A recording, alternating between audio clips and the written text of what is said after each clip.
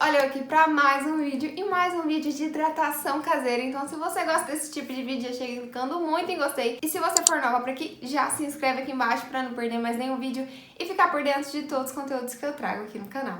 Então pro vídeo de hoje, essa hidratação, ela serve para todos os tipos de cabelo e ela é aquela hidratação super potente, vai ajudar muito no tratamento do seu fio, vai devolver a saúde, o brilho, deixar o cabelo extremamente macio. Então vamos embora para a receitinha, porque a receitinha é super top. Para a nossa receitinha eu vou precisar de uma colher de máscara. Eu também vou utilizar uma colher desse nosso Dexpantenol. Também vou utilizar uma colher de queratina.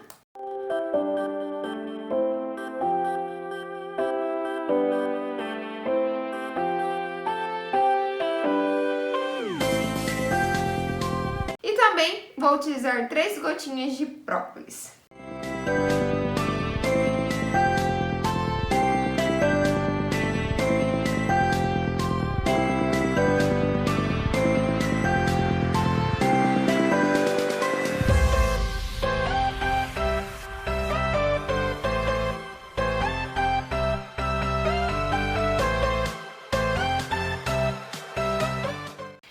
O estado do meu cabelo antes para vocês verem como ele estava todo detonado, tá precisando mesmo daquela hidratação.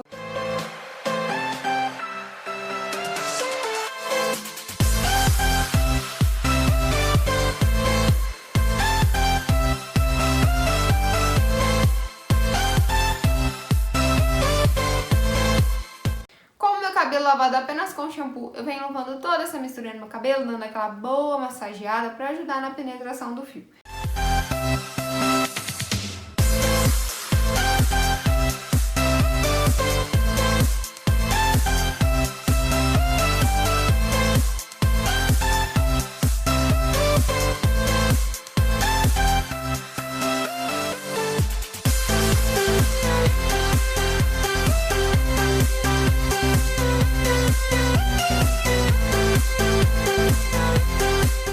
Vou deixar agir por 15 minutos e depois eu enxago.